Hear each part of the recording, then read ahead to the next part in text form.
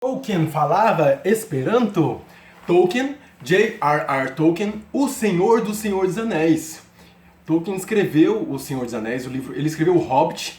O Hobbit fez muito sucesso e na sequência ele escreveu O Senhor dos Anéis, aquela trilogia enorme, livros enormes com uma cultura densa, com uma história densa que faz sucesso até hoje, tanto o livro como o filme. Tá? Tolkien era sul-africano e filho de ingleses, morou muito tempo na Inglaterra também. E ele falava Esperanto ou não falava? Gente, para responder essa pergunta, vamos pegar um pouquinho da história dele. Tolkien, ele falava muitas línguas, tá? Falava muitas línguas, inclusive línguas pouco faladas, como o celta e o finlandês. Línguas pouco difundidas, inclusive para quem é poliglota, que fala 4, 5, 6, 7 línguas, finlandês e celta não é uma das línguas escolhidas por essas pessoas para aprender, certo? Mas Tolkien, ele tinha essa vocação, ele gostava muito das línguas, inclusive ele desde muito novo começou a criar línguas, ele brincava de criar línguas, tá? E nesse processo ele criou as línguas que são faladas no Senhor dos Anéis. Ele criou Khuzdu, que é falado pelos anões, ele criou as línguas que são faladas pelos elfos. Os elfos, na verdade, tem duas línguas diferentes que eles falam. Ele criou a língua dos seres... Ele criou as línguas dos orcs, de todos os seres que habitam a Terra-média, que é o mundo lá do Senhor dos Anéis. E é interessante a gente pensar sobre isso, porque boa parte das pessoas, inclusive dos fãs, aqueles que não conhecem tão bem assim o processo do Tolkien, as pessoas acham que... As pessoas pensam assim, cara, genial, o Tolkien, ele é um cara que ele estava tão fanático pela história que ele estava criando, que ele criou as línguas para dar substância para os povos e para as culturas que ele criou naquele processo. E na verdade é o contrário. Na verdade ele era tão fanático pelas línguas que ele estava criando que ele resolveu criar uma história para aquelas línguas fossem conhecidas pelas pessoas. Foi esse o processo. E ele, no processo de criação de línguas dele, ele percebeu desde cedo que as línguas elas têm que ter uma cultura que corresponda àquela língua. Na verdade, todas as línguas elas são um reflexo do povo que fala aquela língua, da cultura daquele povo que fala aquela língua. Tá? Então nós temos diversas expressões idiomáticas, modos de expressar algumas coisas que expressam a nossa cultura, que cada um dos povos expressam a sua cultura através dessa língua. E ele percebeu isso e ele foi criando estas línguas, inclusive com características diferentes umas das outras, né? O que é criar uma língua? Ele criou a gramática, ele criou os alfabetos das línguas, ele cria o jeito de falar, ele cria os fonemas, né? Então, por exemplo, o Khuzdu, que é a língua dos anões, tem muitos fonemas fricativos, tá? Que dão para a língua uma sensação de ser mais rústica, uma língua como se fosse mais rústica, tá?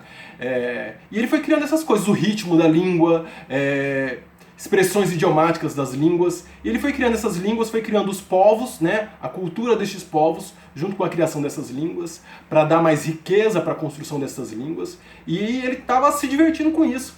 E ele percebeu que ele queria compartilhar aquilo com o mundo. E como que ele faria para compartilhar aquilo com o mundo? Através de um livro, escrevendo uma história, a partir da qual as pessoas pudessem conhecer essas línguas que ele estava criando. E foi assim que aconteceu. E observem que existem outros livros, outras histórias que têm línguas também, mas muitas não têm línguas de verdade, não têm linguagens de verdade, né? Como por exemplo, no filme do Matrix tem aquelas linhas verdes de várias coisas escritas, né, de fundo em alguns pedaços do filme. Aquilo lá é para simular uma linguagem de programação, mas é apenas uma simulação, tá, de linguagem de programação. Se você tentar pegar aqueles códigos e tentar traduzir, não tem uma tradução. Aquilo lá é indecifrável, tá? E o do Tolkien não. Do Tolkien você consegue aprender. Se você quiser aprender a língua dos elfos, você pode aprender a língua dos elfos. Se você quiser aprender a língua dos anões, você pode aprender a língua dos anões.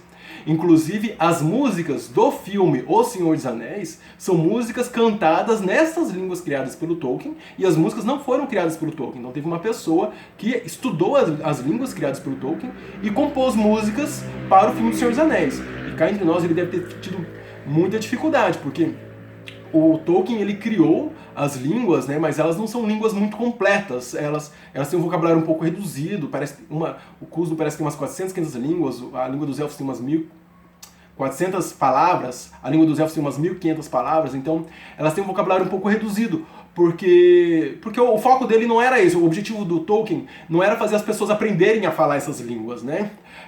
Não queria que as pessoas realmente falassem, né? Diferente do Esperanto, que foi criado para que as pessoas realmente falassem essas línguas, né? Então, é isso, ele fez dessa forma e aí deu foco para a história dele. E é interessante que, gente, ele é realmente genial. Então, você observa que, na verdade, o processo dele não foi para criar a história, resolveu criar também as línguas. Na verdade, ele, ao criar as línguas, ele então resolveu criar as histórias, tá? Isso é genial. Mas e aí, ele fala Esperanto ou não fala Esperanto? Gente, tem registros, tá, de que Tolkien, em 1907, estudou Esperanto. Tá? Então existe esse registro. Ele não era um esperantista ativo de frequentar os congressos de Esperanto, mas ele estudou Esperanto em 1907.